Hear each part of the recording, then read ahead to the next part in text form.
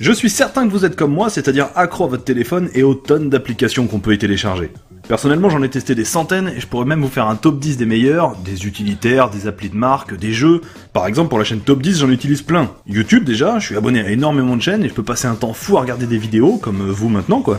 Et puis il y a Facebook et Twitter pour parler avec vous, ou encore Vine ou Snapchat, où là je pars carrément en freestyle. Je vais tenter un top 10 sur Vine, top 10 des langues les plus parlées dans le monde. Le javanais, le japonais, le russe, le bengali, le portugais, l'arabe, l'hindi, l'anglais, l'espagnol, le chinois. Et pour les jeux, c'est pareil, j'en joue à plein. Par exemple, en ce moment, je suis sur Dragon Mania Legends, c'est un jeu de gestion de village de dragons. Ça, par exemple, c'est le mien. Ouais, je suis tout fier. Et puis on s'y attache à ces petites bêtes, hein. Sauf que le but, c'est quand même de les faire se combattre. Et ça se joue en solo et en multi. Et puis il y a un autre jeu qui est vraiment excellent, mais qui est complètement différent, c'est Dungeon Hunter. C'est un jeu d'aventure dans le même style que Diablo, un hack and slash pour ceux qui connaissent. Sauf que là, c'est sur mobile. Et franchement, c'est super beau, regardez ça. Mais c'est pas tout, il y a une vraie aventure solo avec une carte immense. Personnellement, je l'ai pas encore fini, mais je vais y arriver. Bref, ils sont tous les deux dispo sur toutes les plateformes, Apple, Android, Windows Phone, et en plus ils sont gratuits. Voilà, ça c'est pour les bonnes applis, mais vous allez voir qu'il n'y a pas que ça qu'on peut télécharger sur un smartphone. J'ai trouvé des cas absolument inutiles, dangereux ou même interdits. C'est parti pour le top 10 des applications mobiles les plus what the fuck.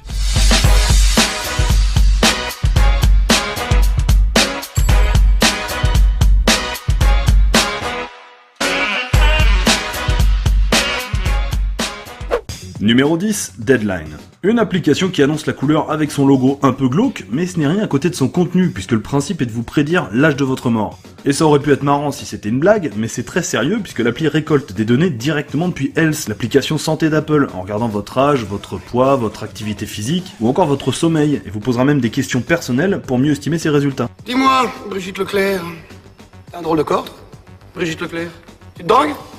Non. Tu te drogues. Bon bref. Et là où ça devient carrément flippant, c'est quand l'écran vous affiche un compte à rebours, j'ose à peine vous montrer le mien. Numéro 9, Umop et Pizn.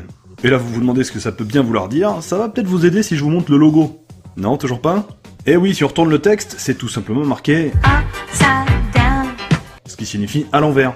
Et si vous le dites à l'envers, ça vous donne Docius, aliex, christique, fragile, cali super. Mais c'est tout de même aller un peu loin. Indubitablement. Et le principe de l'application est le suivant, vous marquez un texte et ça vous le transcrit avec des caractères retournés que vous pouvez envoyer par SMS ou par mail à vos amis. Dans quel but, ça j'ai pas trouvé. En tout cas, je regrette pas l'achat de cette application à 99 centimes, quel bel investissement. Numéro 8, Slash. Une application qui affiche juste une image de couteau et qui fait le fameux bruit du film Psychose quand vous agitez le téléphone. Une blague qui n'a pas du tout été appréciée par Apple, puisque la marque a retiré l'application de l'App Store au bout de 3 jours seulement, en raison de plusieurs blessures par coup de couteau chez des adolescents du Royaume-Uni juste après sa sortie. Qu'on lui coupe la tête! L'histoire ne précise pas si c'était réellement lié, mais dans le doute, il y a quand même des applications moins dangereuses, mais tout aussi stupides à télécharger.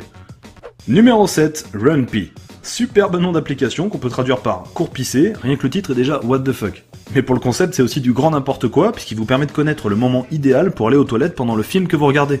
Et c'est très complet, pour chaque film, l'application vous donne la réplique qui sert de top départ pour vous absenter pendant le moment le plus calme ou le moins intéressant. Alors déjà, je sais pas s'ils sont au courant, mais il y a une touche qui s'appelle pause, sauf si on est au cinéma, mais bon, dans ce cas, fallait y aller avant. Puis surtout, je pense que le temps de lancer l'appli, de trouver le film et la bonne réplique, on aurait déjà eu le temps d'aller aux toilettes. Numéro 6, Dog Translator. Oui, c'est bien ça, un traducteur pour chien. Et ça ne traduit que dans un sens, bien sûr, on enregistre un aboiement et ça nous dit ce que le chien a voulu dire. Bon, j'ai testé, sauf que j'avais pas de chien sous la main, alors oui, j'ai aboyé dans mon téléphone. Et si je l'ai fait, c'est pour vous, alors ne vous moquez pas. Et l'application a traduit « Je suis prêt pour un câlin ». C'est donc à ça que pense un chien qui aboie. Mon maître m'a fabriqué ce collier. C'est un maître intelligent et gentil. Il m'a fabriqué ce collier pour que je puisse parler. Écureuil!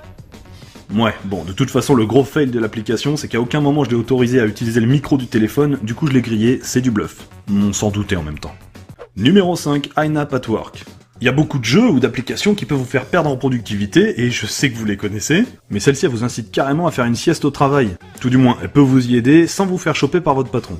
C'est mon métier. Je me fous de votre gueule. Et comment? En simulant des bruits de souris, de clavier, de papier, tout comme si vous bossiez. Et tout est paramétrable pour que ça vous ressemble le plus possible.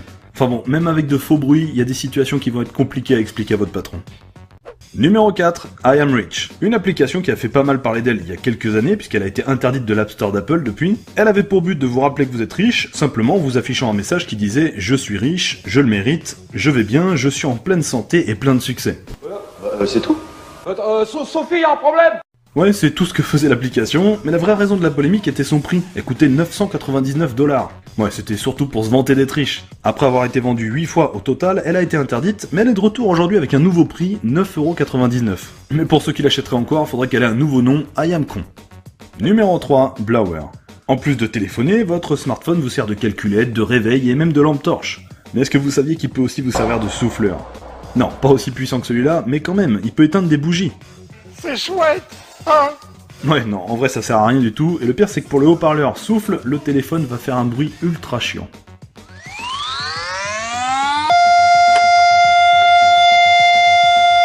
Numéro 2, Baby Shaker. Lancez l'application et un bébé en train de pleurer apparaît, le but étant de le faire taire le plus rapidement possible. Moi j'abandonne. Hein. J'ai tout essayé, les coups de fouet, lui couper la bouffe, la flotte. Pas moyen de lui faire fermer sa gueule.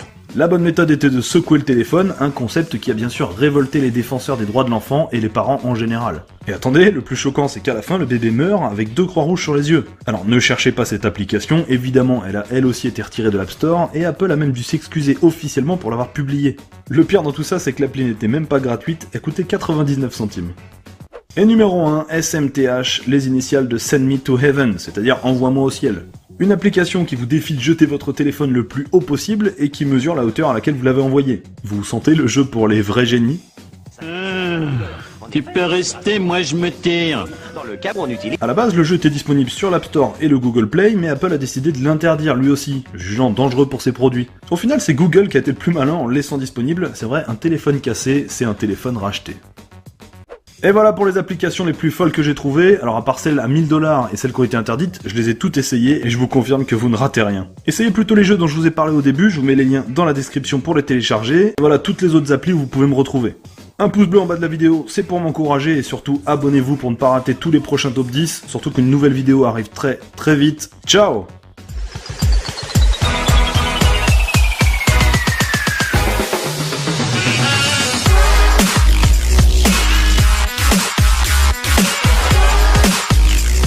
Vous savez qu'on n'est pas à l'abri de voir un jour une appli encore pire que toutes celles dont je viens de vous parler?